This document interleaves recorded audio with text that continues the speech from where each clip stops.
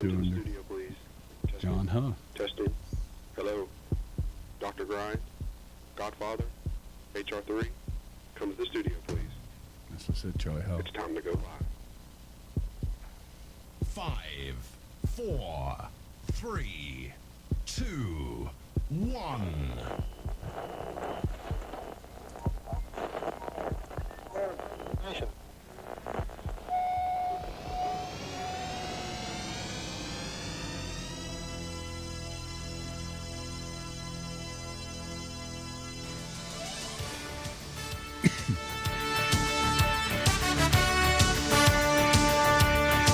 Broadcasting from North Myrtle Beach, South Carolina, this is TGD Today.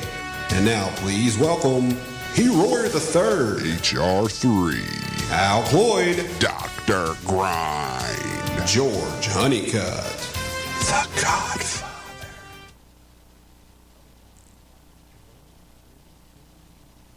It's TGD Today, Pro Golf Talk Live with Hugh Roy III, George Honeycutt.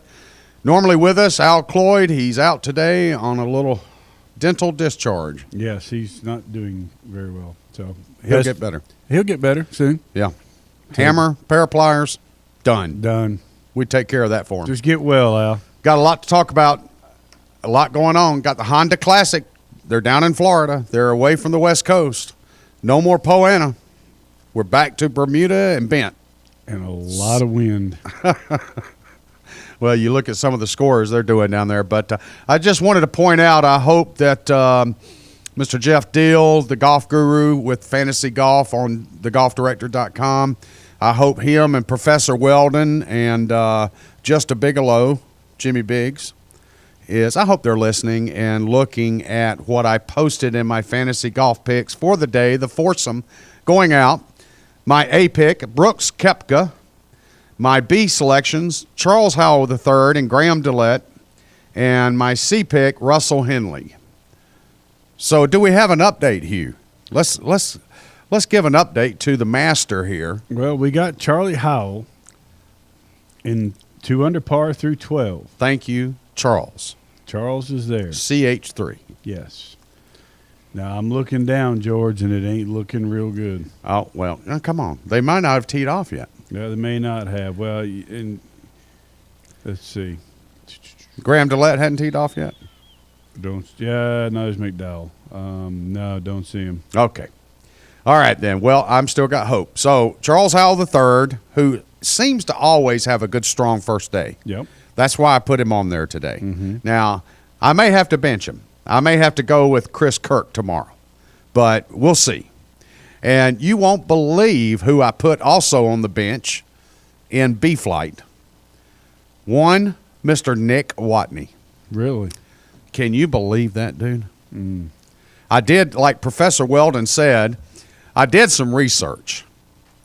And Mr. Watney is like 47,642 under par on day 2. Well, he's +3 today. Well, again, he's got to go low tomorrow to make the cut. I don't know. I mean, right now, you looking, they're playing at what is this, 144-man field? Let's see. Should be one. Mike Weir withdrew, by the way. Oh, darn. I almost put him on my picks. Even if it's a 136-man field, you're looking at the cut right now, George.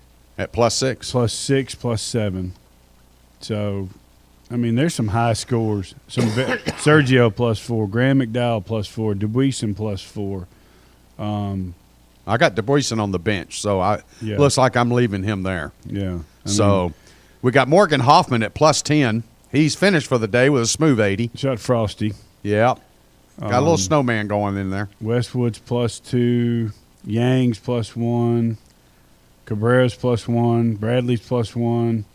I mean, Poulter's +1. Kirk is one over. Well, I'm surprised with Graham McDowell.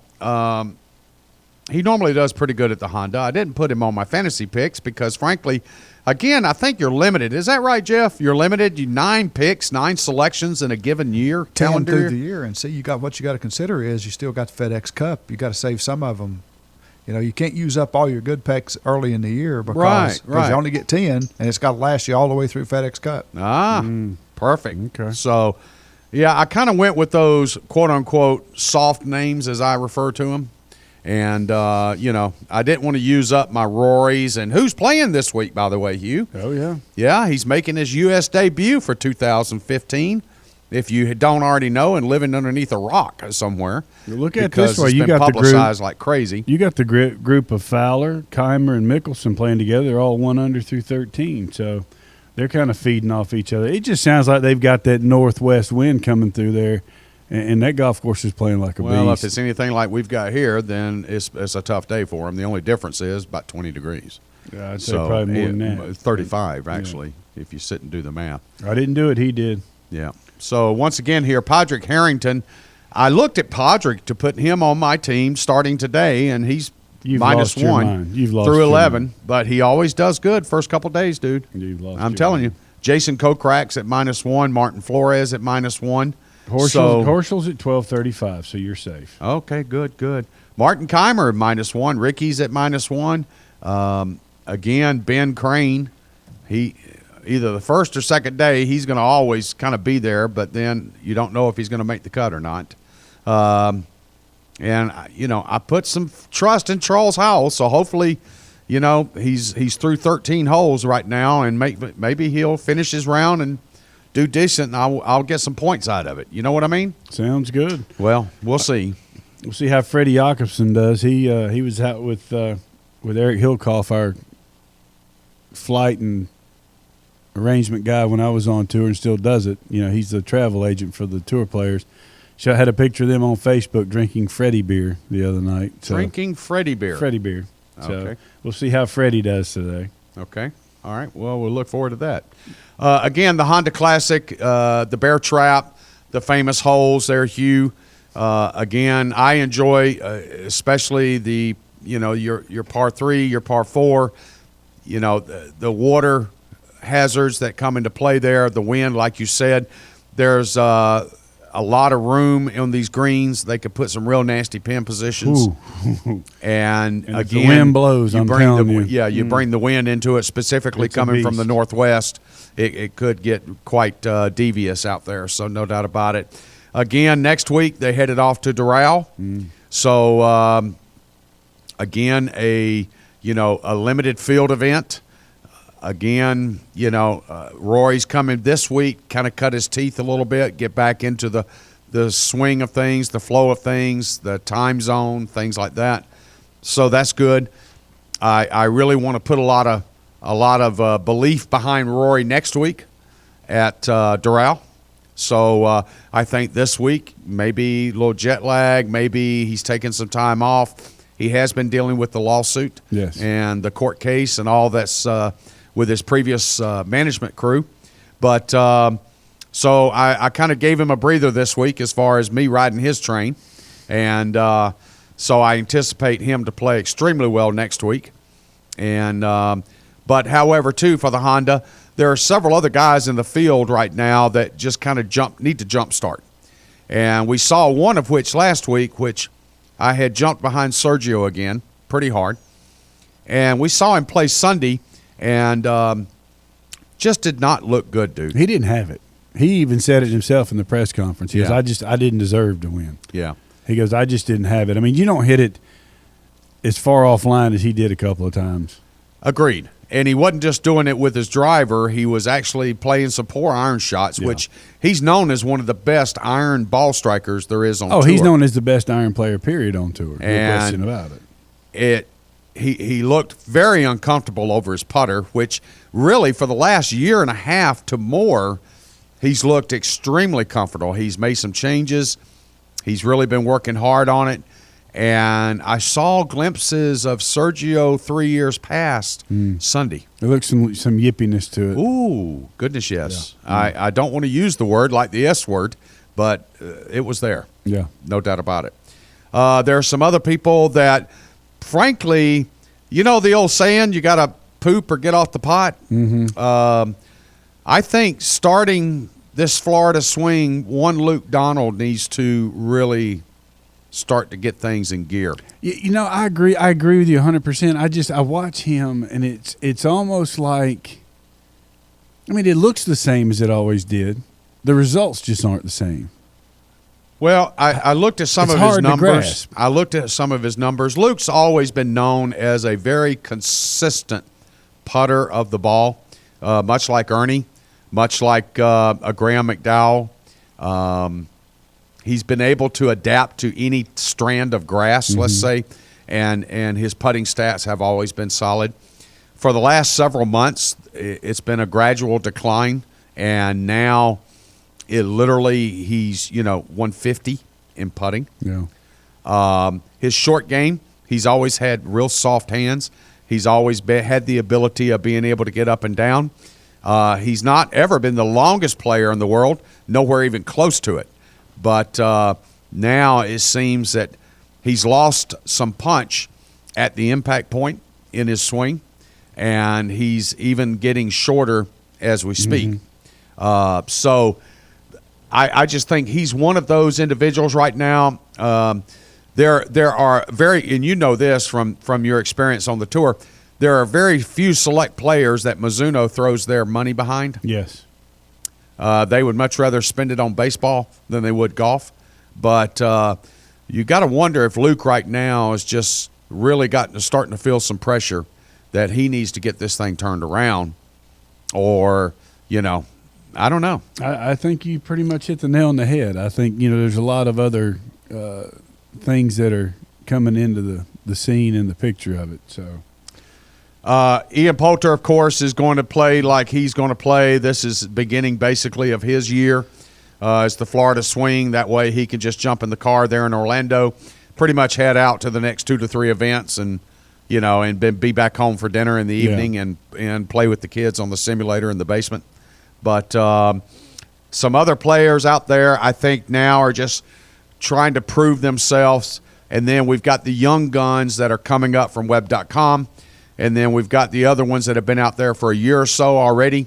Your Henleys, your Chris Kirks, your Harris Englishes, that we talked about each of them, not together but individually, several times over the last year, whether it be WGC events, whether it be majors, whether it be even Ryder Cup considerations or President Cup considerations. They now are we've seen common names except for last week, of course. We see Dustin Johnson, his second tournament back, makes it into a playoff. So good for him. And that dude, that shot he hit on the second playoff hole, and I've heard all of our other guys talk about it this week. Phenomenal golf shot. Phenomenal golf shot. I mean, that could have sculled over the green 67 yards so easily it was unreal. No, I agree. I think that Dustin is just one of those that's able to turn the switch on and off when he needs to. Doesn't matter if he's been playing or not playing. And I did bring it up that, I thought it would take him some time to get back into the swing of it. I brought it up. He has proved me wrong. He has proved the fact that he can go and do whatever he wants to do, come back out after practicing a little bit and go play golf. He's just that good athlete. Well, and I will give him that credit for sure. He of course playing this week. He'll play next week. I imagine he'll take a week off and then he'll play Bay Hill. So I fully expect DJ to grab a win sometime. Do I see him making a push for Augusta? No. But then again, too, I don't know. I don't know where his mind is right now. Obviously, it's in a good place at Riviera. If he can go ahead and make the playoff there, he had the opportunity. I thought he made a good putt on 18 to win it in regulation. He hit it right at where he wanted to hit it. I fully expected the putt to move a little right. It moves left instead. So it caught him by surprise. And, of course, he ends up in the playoff. And a former shoe salesman. What a great interview, though. Oh my gosh. If you can't like that young man, something's wrong with you. Oh, absolutely. That's one of the most candid, funny, honest interviews And I've you know what ever I seen. appreciate, Bud? I appreciate the fact, much like you, I appreciate the fact that this kid, he didn't come from like a Davis Love III, like a legacy.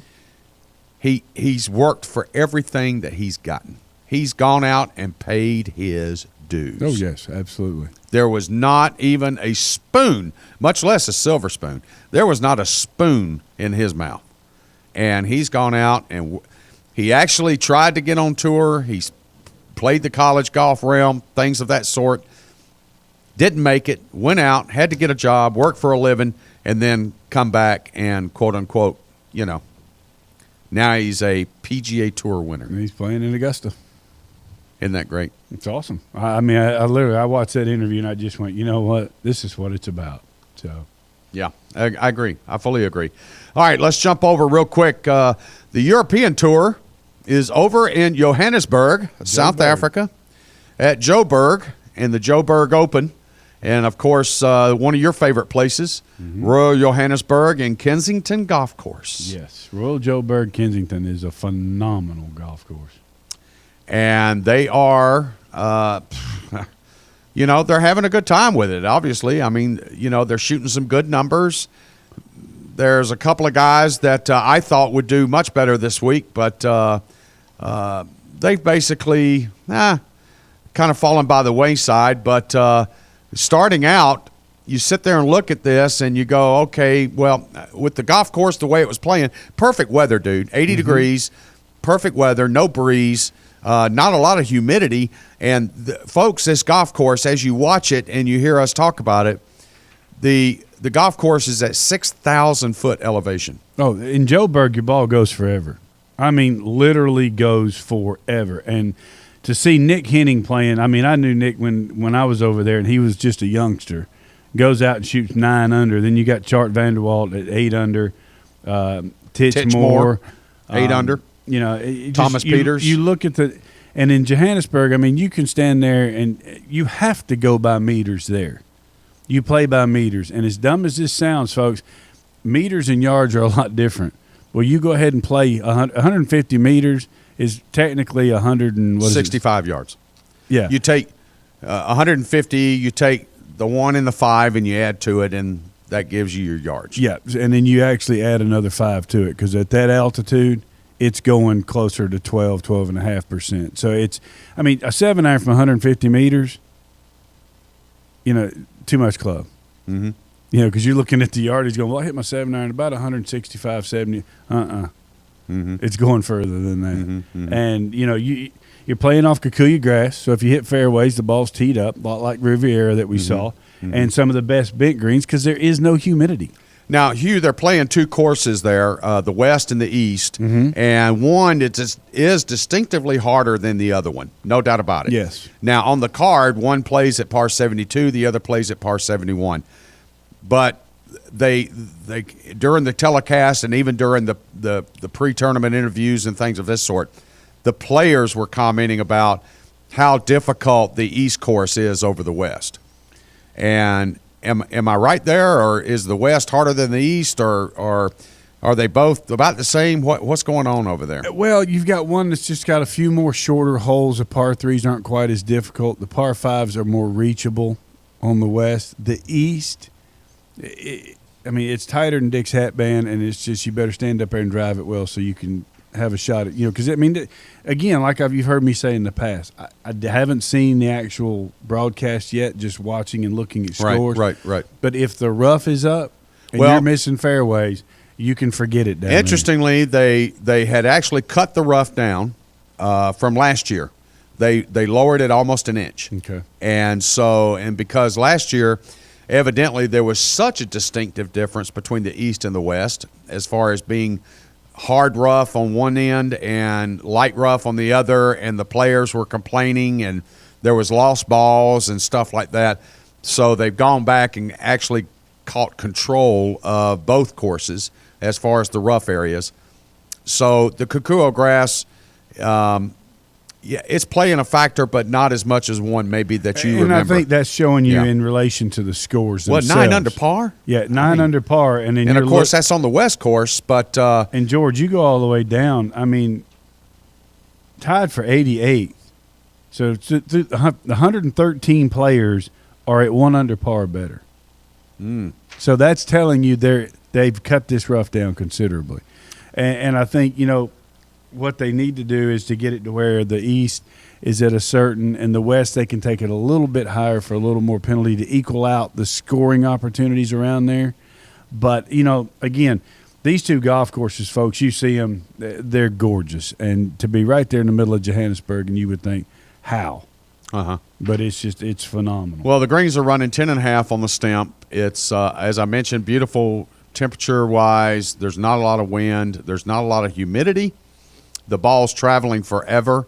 Basically 6,000-foot elevation, the entire golf course. And so I think we're just going to see repetitive numbers. If you're not shooting 68 realistically or lower each day, there's a chance you may not even make the weekend round and get a check. It better be around 3-4 under par. Yeah. Because, I mean, they're shooting lights out. You brought around up the this numbers, and tied for 64th, and I'm sitting here looking at is 2 under par. Yeah. So after round one, that's at 69, and you only know that number is going to go lower, much lower tomorrow. And see, there's 65 in ties over there. So It's not like here where it's 70 in ties. Right. So, again, you're looking at 2 under after day one, being right there at that cut line. And as Hugh notably mentioned, I mean, there's a ton of players that are at even to 1 under that are very realistically going to have to go out and shoot 66, 67 tomorrow, probably to sniff the cut line. I agree. And, I mean, we've seen it happen before. I mean, there's certain tournaments you knew when you got there, it was shoot low sheriff, they're riding Shetland ponies, or you're going to go home.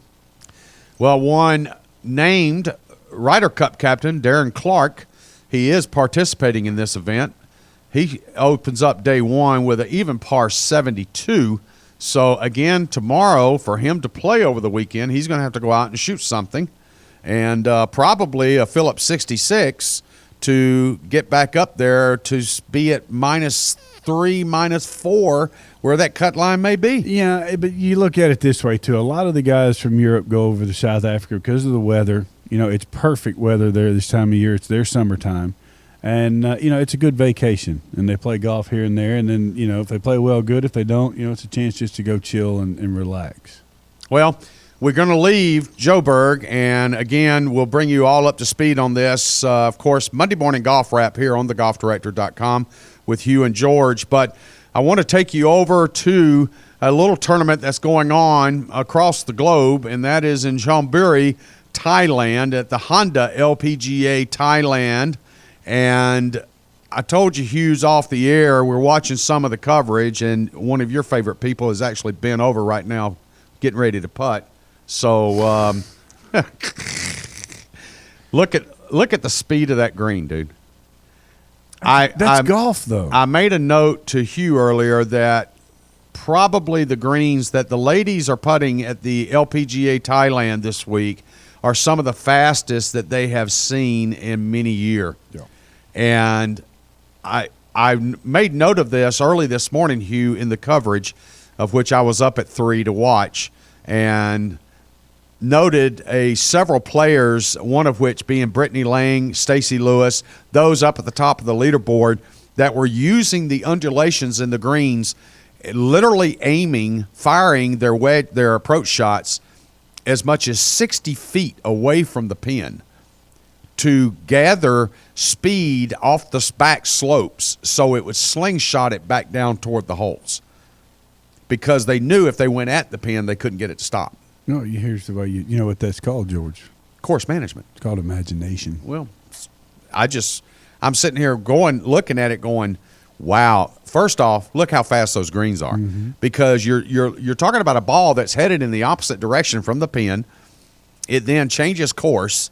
It then works its way back. The ball, I saw one ball today that easily traveled 120 to 150 feet on the green. On the green, never got off the green. Traveled onto the green and ended up a foot away. Yeah. And what does that remind you of? Augusta. Exactly. So now you see all these years of watching and wondering what's going on at Augusta. Now all of a sudden the girls are figuring out. But you watch these girls when they're on these greens. Look at these strokes. Look how soft. Look how, precise they look. There's not a lot of hitting, not a long, huge stroke. It's just 1, 2. Okay, good. Please, Back and thank through. you. Yeah. Yeah. Because the ball's actually rolling. There is no grain. There is nothing that's causing There's nothing. resistance. It's a billiard table. Yes, and that's what you want as a professional golfer. That's what you want because you want the purest surface you can have to putt on. Because if you miss, it's your fault. Well, the cream's rising to the top. Brittany Lang's at 6 under par through round 1. Stacey Lewis is also at 6.